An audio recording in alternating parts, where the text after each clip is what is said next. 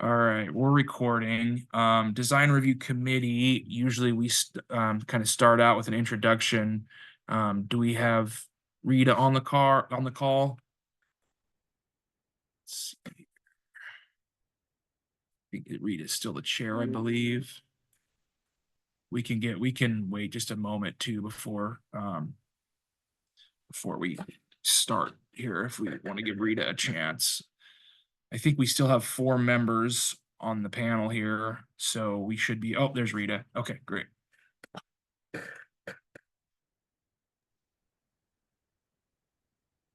morning, Rita. Sorry, I couldn't get in. Oh, It wanted a meeting ID, but I figured it out. all right.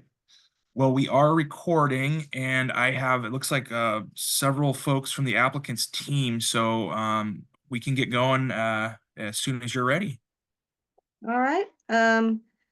So I will be reading a standard opening statement, and we will go from there. So good morning. The Design Review Committee meeting of September 24th, 2024 is now open. My name is Rita Baker, and I am the chair of the Design Review Committee. Before we proceed to the meeting, I would like the audience to know who we are and explain the process for the meeting. The Design Review Committee is a volunteer committee appointed by the Board of County Commissioners to review and make recommendations on design review applications referred to it by the planning director. The committee consists of a variety of professionals and community members with expertise on site and building design, including such elements as architecture, landscape architecture, engineering, and graphic design. The process for the meeting today will be as follows. Planning and Zoning Division staff will present a staff report. Then we will have the applicant go over the proposed plans and address any issues raised in the staff report.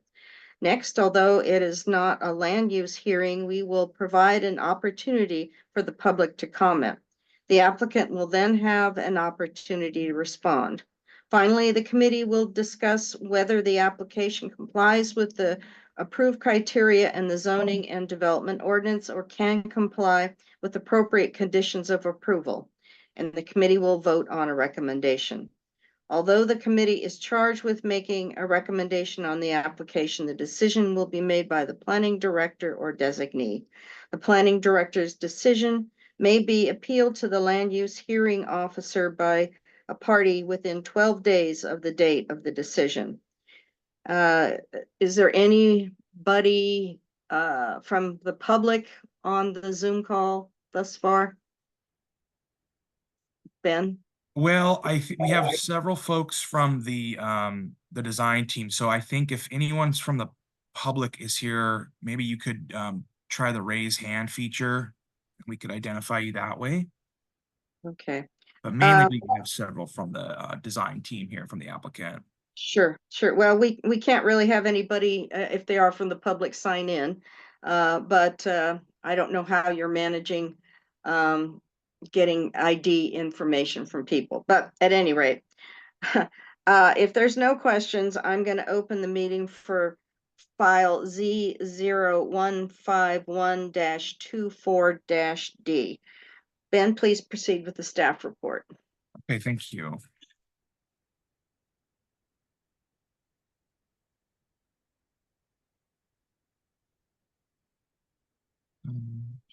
Quick second here. Okay, my name is Ben Blessing, Senior Planner, Clackamas County Planning and Zoning Division.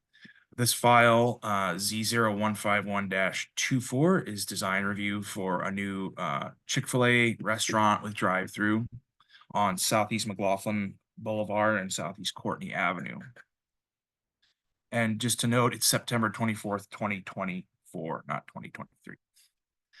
So just a quick background on the property. I'll have some maps to show on the next slide or two, but the property consists of 3 tax lots, and it's in total 3.44 acres. And it's worth noting, it's noted in the staff report that the applicant's going through a property line adjustment as well to kind of make the lines match the use and the existing building and the new proposed building. So the zone is just general commercial, common along Southeast McLaughlin. Restaurants are permitted uses, drive-throughs are allowed as accessory use. The site's flat, there's no identified environmental constraints, there's no hazards in the area, and there were no major drainage issues that were noted by the Stormwater Management Authority, which is Oak Lodge Water Services. The site, again, it has a strip mall that it's fairly dated, first developed, late 40s and then through the 60s. So you'll let's go to the next slide. You'll see it's the commonly the Eagle Bargain building, which will be demolished, leaving the main north sector existing, and then the Eagle Bargain will just be redeveloped into the site with mainly parking in the building and so forth. And then they'll have the drive-through coming around the site, exiting on the western extent of the subject property. I'll show that on the site plan, but it will be everything else to the north from this basically this general building. There is a street view. This is at Southeast Courtney and Southeast McLaughlin looking north.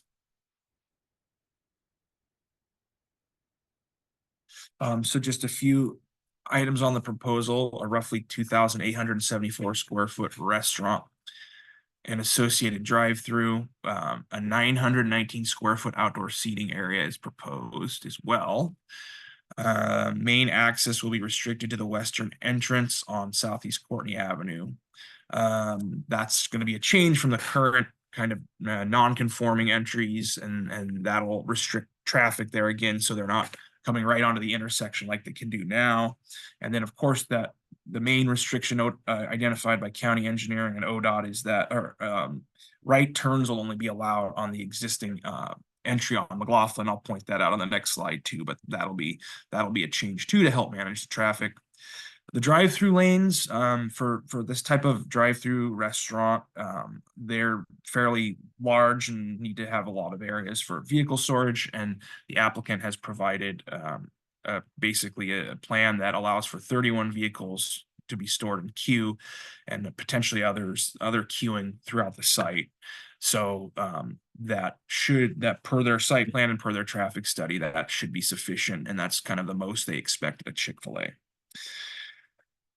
Site development will include, but is not limited to, new parking, landscaping, a stormwater system, sidewalks on both public roads, or redeveloped sidewalks on both roads, and some other features that are fairly standard with commercial development.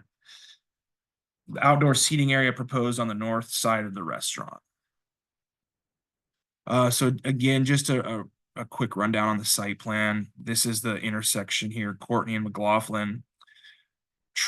There's a current driveway entrance here that'll be closed off, and then the right only on McLaughlin that I mentioned it's not on the site plan, I don't believe, but it's further north.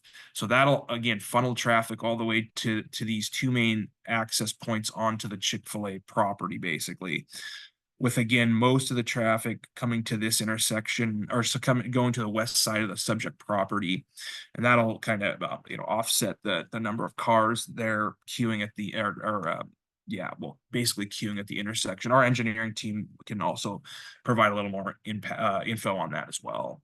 But you have the proposed restaurant here. It's important to note that it's going to have outdoor seating and a cover, but it's not an indoor restaurant, and I'll discuss that as far as the use goes on the next slides. But it's going to be basically a takeaway or takeout. A lot of drive up, ordering at the window, waiting area, seating area on the outside, and then of course the drive-through will be a large part of the restaurant's business too. This is just a quick look at the landscaping plan. Staff reviewed the landscaping plan, and it looks like they have sufficient amount of landscaping. So far the plan it appears to include the requisite amount of plant types and so forth. The landscaping will allow for pedestrian access to the Chick-fil-A. Pedestrian access is sufficient per the code. And of course, you know, you have access to both Courtney and McLaughlin. So you can see the sidewalk there and the sidewalk there connecting to the main pedestrian areas. This is just some renderings, fairly you know, common architectural style. We've seen it before. That's just a shot of the pickup window in the ordering area. Okay, and then just some quick highlights on the conditions of approval. Standard landscaping plan again installed on the perimeter interior landscaping spaces. One thing to note is because there's an adjoining residential neighborhood directly west, I think it's mixed medium density residential. The code does require a site obscuring fence or some other kind of site obscuring feature like a berm. So it looks like the applicant has proposed a 6-foot high fence and an associated 5-foot wide landscaping strip. And that'll be a requirement. So just a few other requirements: raised curbs required on the northern walkway, and then different materials for crosswalks on the north part of the property, which are these here, this crosswalk, and any others that exceed 30. And then just some standard upgrades to McLaughlin. It's a major arterial highway, so 8-foot wide sidewalk and bike lane, 15-foot wide turning lane out to Courtney, and then McLaughlin, or sorry, Southeast Courtney also has requirements for a 7-foot sidewalk. They have a bike lane as well, so it's a high, like lot of pedestrian, a lot of bicycle activity in that intersection. So there's just a couple points of discussion. This, as the design review committee can, if you choose, can discuss these.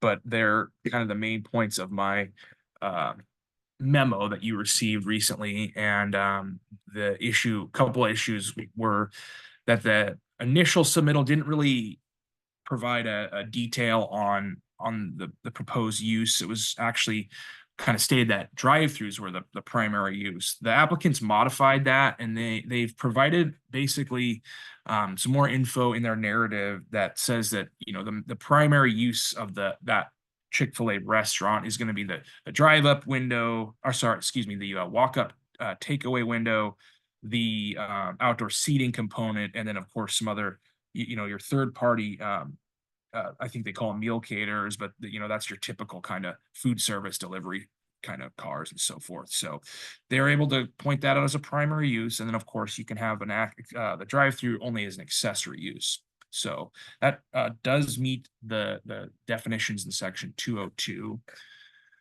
And then of course there are the design modifications. So these are the 3 listed, and the applicant did make in their recent resubmittal a case that these design modifications should be met. Excited to get your feedback on this again if you choose to address it. But basically, the 3 design modifications are, of course, the east-west orientation of the longest building is not met. And then 50% of the street frontage on ODOT on the highway is not met because of this kind of the smaller building size and so forth. And then with that, they're not meeting the minimum required windows.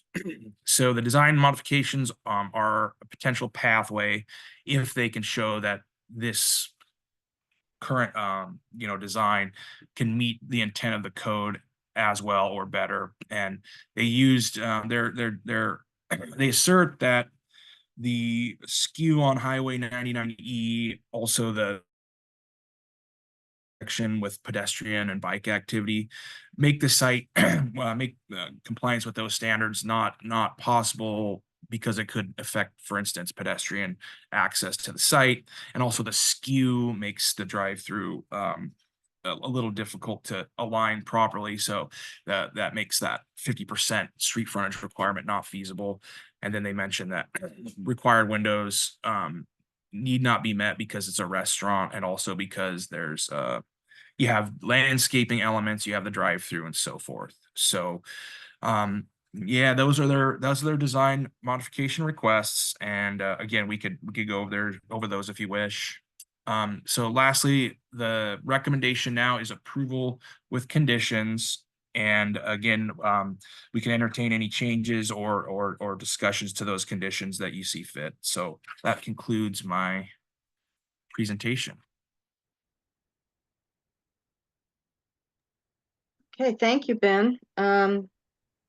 We normally would let the committee have a little early discussion, but I'd like to pass it to the applicant's representative to see if you have any issues with the conditions or would like to amplify any of the points that Ben has made.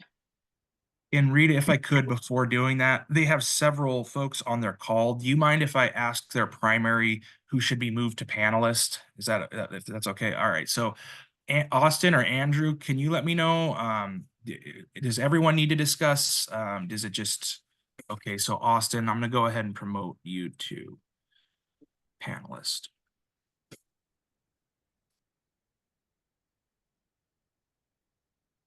Okay, Austin, you should be coming online as panelist.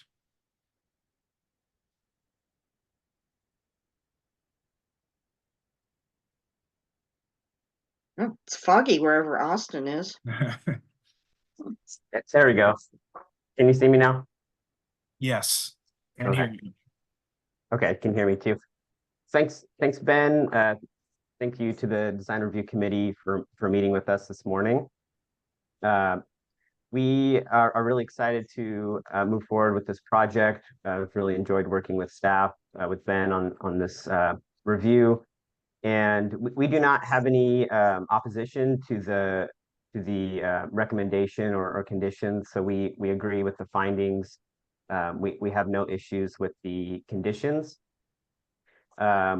We will answer any questions or look forward to any discussion or questions from the committee or the public.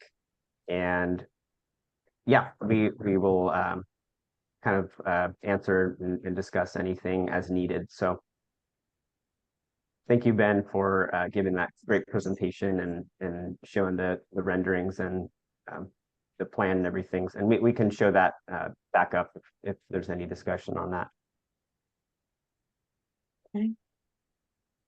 And you said there's no members of the public as best we can tell. Best we can tell, no. Okay.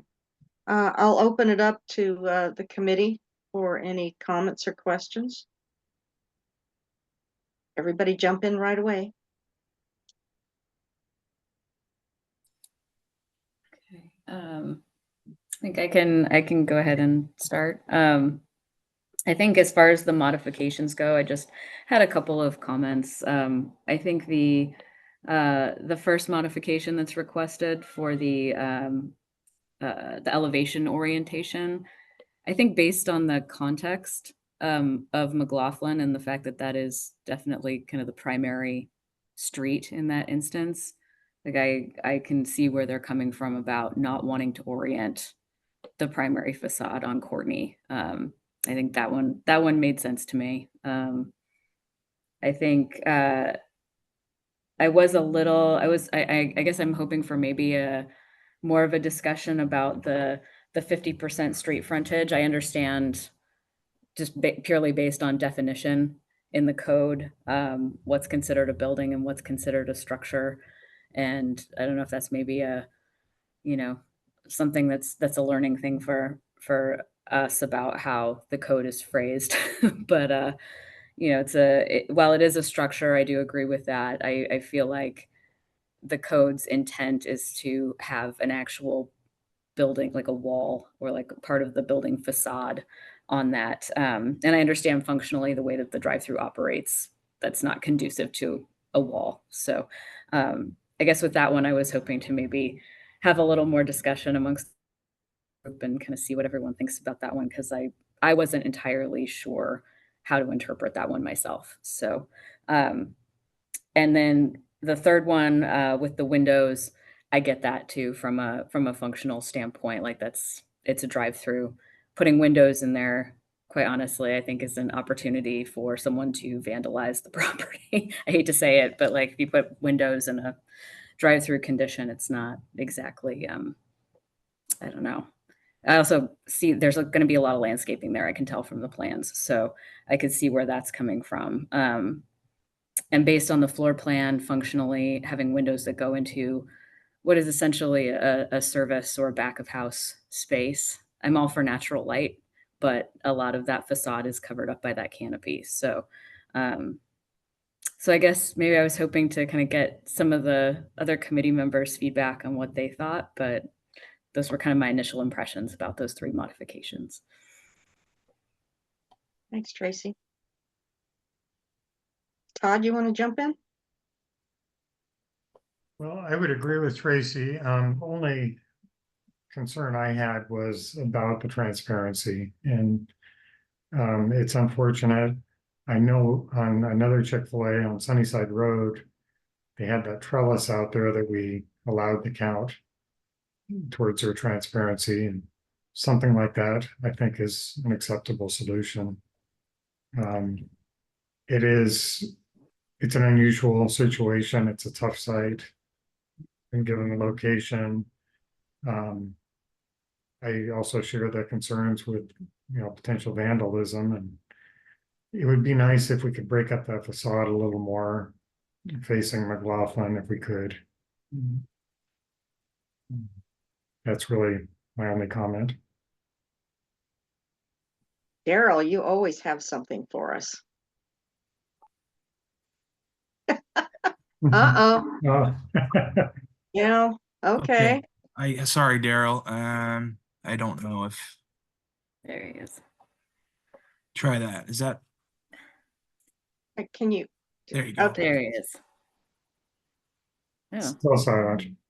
I still can't hear him. Okay. It might be at his end.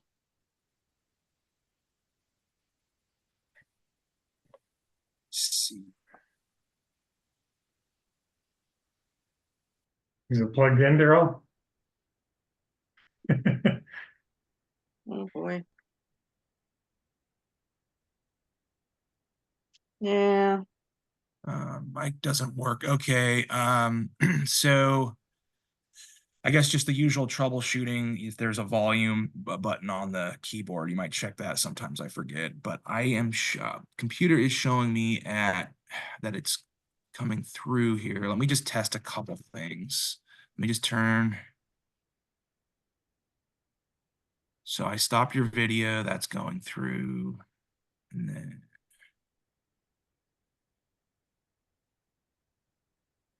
Oh, geez. I didn't realize that would remove. Oh, no, there we go. Just didn't see it. So start video.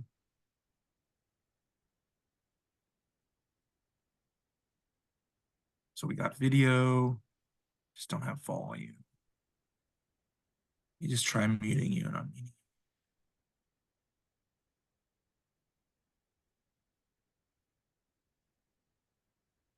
Okay. well, Let me try something else real quick, Daryl. Just see if you don't mind, Rita.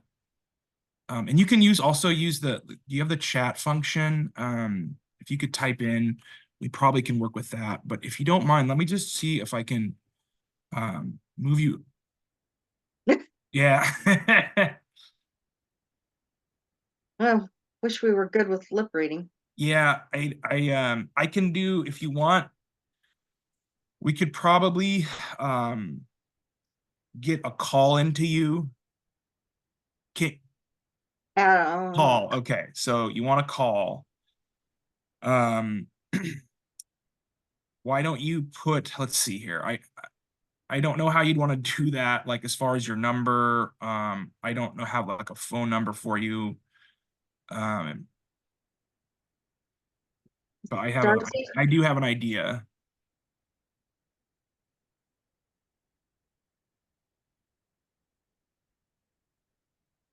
Okay, all right, now hang on. 503 222 716. Rita, could I just request a quick break so I could set myself up by my phone, and then I think we can get Daryl in on a speaker call? Okay. Okay, I'm just gonna go off camera for a second by my work phone, so hang tight.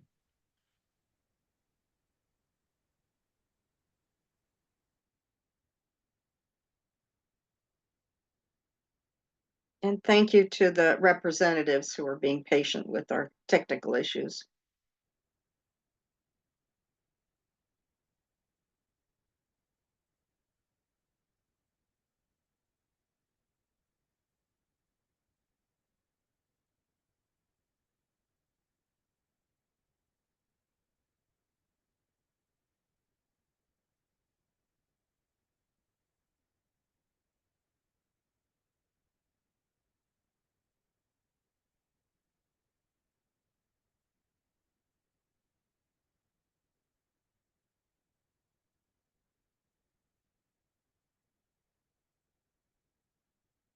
Oh. Daryl's connecting to audio.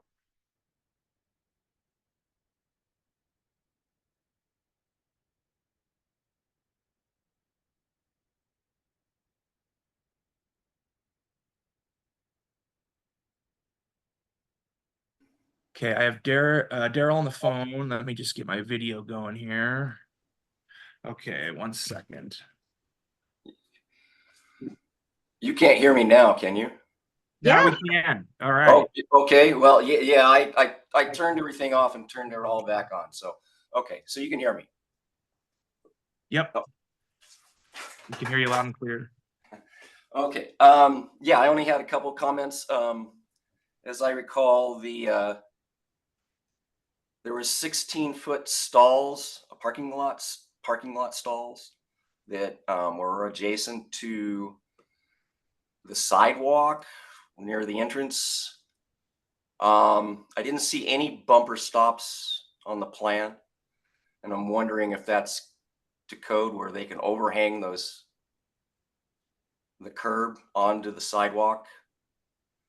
That was one comment I had. I don't know if you guys want to look at it or whatever. And then the other comment I only had one other comment. There's a computer glitch faux pas. It's a drafting faux pas. The site plan and the landscape plans, they don't match. It looks like the landscape plans are correct, probably, with the picnic tables and benches. But some of the site plan, the picnic tables ended up in the drive-through and kind of scattered. It's just a computer glitch or a drafting problem. So they need to match, because I don't think you want picnic tables in your drive-through. You can like pop that up. Okay, site plan. You mentioned pulling up the site plan, right, Daryl? Sorry, I Yeah, missed that. sure. Okay, Sure. just 1 sec here. This is from the revised plans from September. Yeah, I pulled up what I was looking at was the link that was sent to me a couple days or a week ago or something. Okay. It's on. I'm not looking at. Yeah, I'm looking at whatever's online or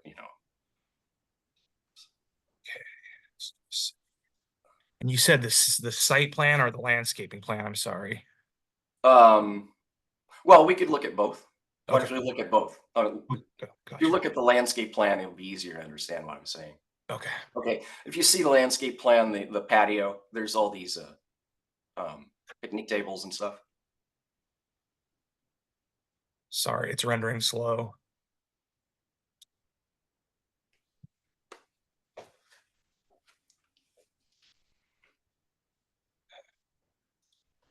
Guess it needs to be at this scale. Sorry about that. Yeah, if you could just zoom in a little bit. Well, that's the. Oh, we can't zoom in. It's not. Yeah, for some reason it's not rendering at a zoom in. So I have to put it at. Okay.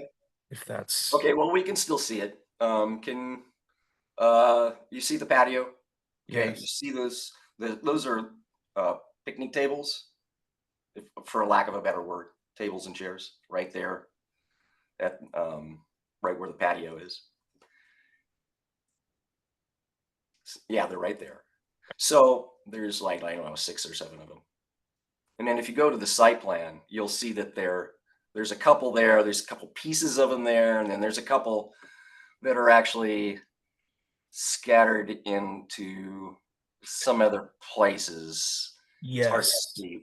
They're just, you know, so whoever was drafting it accidentally moved them is all I'm saying. I'm not, I do have that here. I know what you're saying here. Let me bring that up. I think this is the one. This one. oh, well, actually that's different than the landscape plan now. So maybe this site plan I was looking at, or whatever, where I saw the one you had it previously had them in a different spot, but I believe these now the picnic tables are in a different spot than the landscape plan. It seems like, from my recollection, and of course that, Yeah. yeah, you see, so I mean everything has to match, right? So Right. now I'm not sure what's. Anyway, that's so the site plans and the landscape plans, they all have to match. I don't know where the picnic tables need to go, but. And then you see how also, if you look at that, you can see that those are 16-foot stalls. There it's on the dimension where it's dimensioned. It says 16-foot stalls, and then you would have a 2-foot overhang onto your sidewalk. I don't know if that's to our code or why have a sidewalk that's, or anyway. If appropriate, I maybe when it is time for staff, Ken Kent with our engineering team might be able to answer that too, and maybe the applicant if that's okay. Yeah, and there are no bumper stops, wheel stops, excuse me, on this, than anywhere I could see the site. So on the site. So anyway, that's my only landscape comment. Everything else looks okay.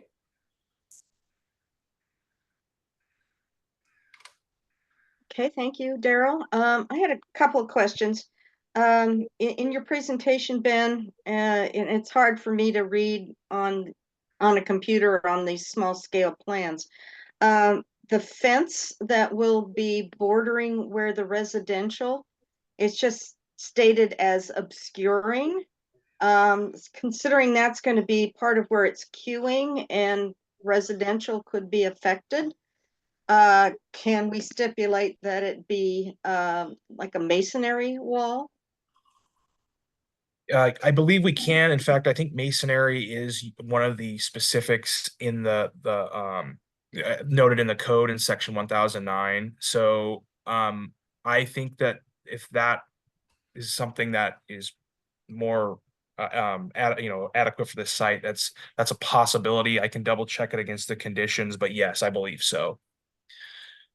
Yeah, I lost that for the Starbucks over on 212, and I was promised that they were going to make the fence higher, and the poor people in that mobile home park get to listen to all the orders and all the fumes and so forth. So I'm a little bit sensitive to that issue. I'm also, we've had a lot of paperwork to review. There was a whole section about paid parking and how that was supposed to relate to the required number of parking spaces. Is that referring to the EV parking or what? That was originally part, excuse me, that was originally before they basically recalculated their gross leasable space that is sets forth the maximum parking. Their plan was to have these basically user paid spaces for, like, just for instance, DoorDash or Uber Eats, and then those kind of user paid spaces are exempt. So then they would not count towards that maximum. And that way they were at their initial calculation for maximum parking. They were able to have extra spaces under that exemption if they have these user paid spaces. But the problem is that, and this was one of those issues with when they did the resubmit, was that the user paid spaces, it's not defined in our ZDO. So it would have to be some kind of fee paid, like a parking meter or some kind of lease potentially.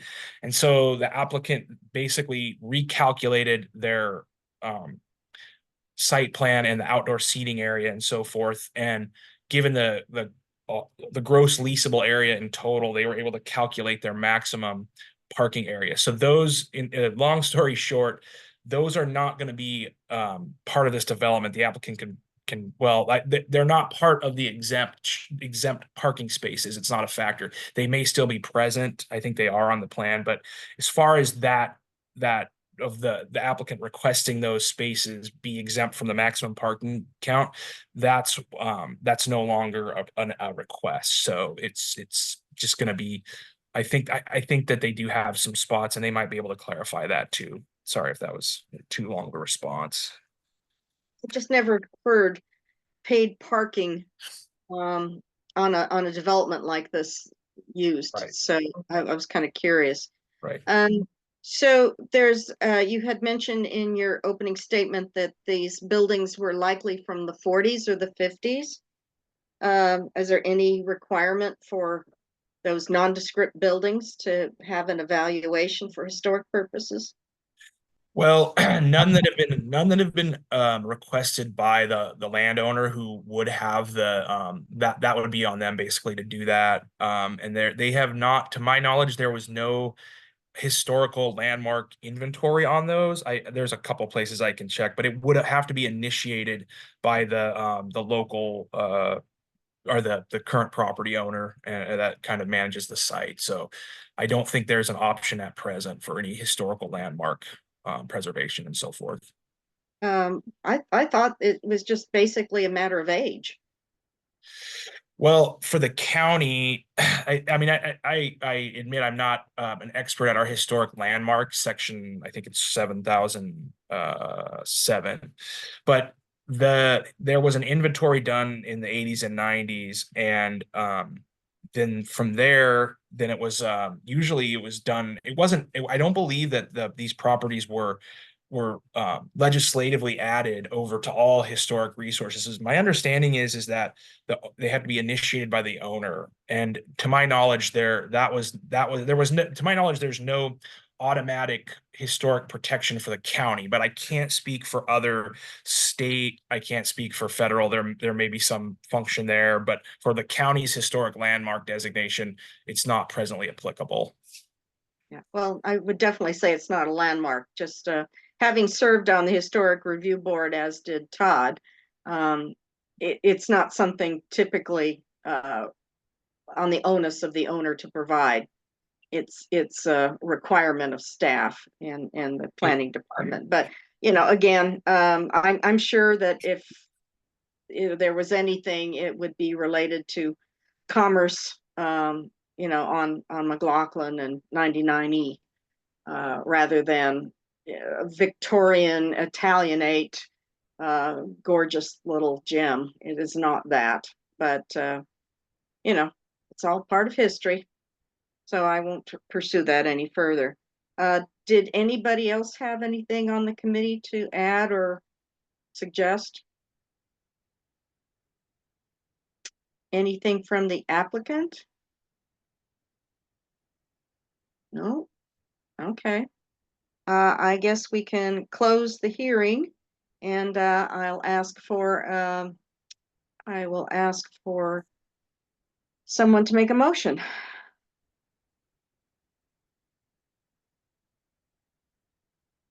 I don't think we have a resolution on Daryl's questions about the parking stall depth. Ken, can you weigh in on that? Sure. Essentially, our standards with parking stalls either requires a wheel stop, or if it's adjacent to a sidewalk, then there'd be an additional width of the sidewalk. So I know we require typically on-site walkways provide a minimum 5 feet. So if there's no specific wheel stop and it's the curb, then that sidewalk needs to be at least 7 feet to account for any vehicle overhang. It's also similar with landscape perimeter, that if the car, I think we allow vehicles to overhang the landscape, but then that landscape needs to be wide. There's a minimum width for the landscape strip itself. Other than that, the internal parking spaces, they're not specifically required, like there's some internal parking field. But so it's either wheel stops or additional sidewalk width. Do we have the sidewalk width there? I believe, let's see. One of their updated site plan may identify that. I don't know if you have that available, Ben. Well, I do. I just, let me just find it here because Yeah, it's for some reason it's not rendering. But I could find it some other So, way. I'd looked at it earlier, revised civil set.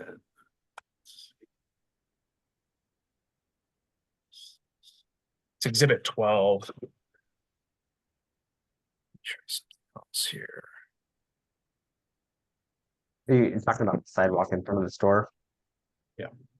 It's about 12 to 13 feet. I guess 9 at one point, but anywhere between 9 and 13 feet. Okay, that's more than adequate. Thank you. They may have updated, I think the stall depths are 9 by 18 in front of the store.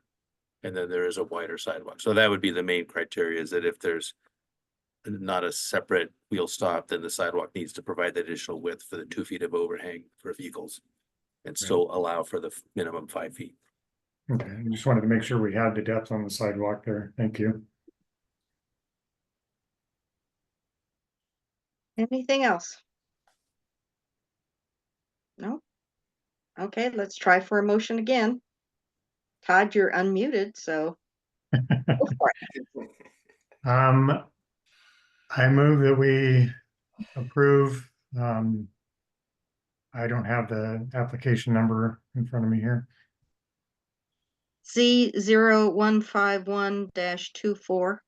Okay, move that we approve that with the conditions in the staff report. Okay, all in favor, say either aye or raise your hand. Aye. Aye. Tracy? Aye. Okay. Very good. Thank you. Thank you. Thank you. Thanks very much, everyone. Yep. Okay, so I will stop recording. And I don't know if staff normally gives a brief summary, but the staff decision will be ready likely within a week after staff prepares it. So thank you very much. We are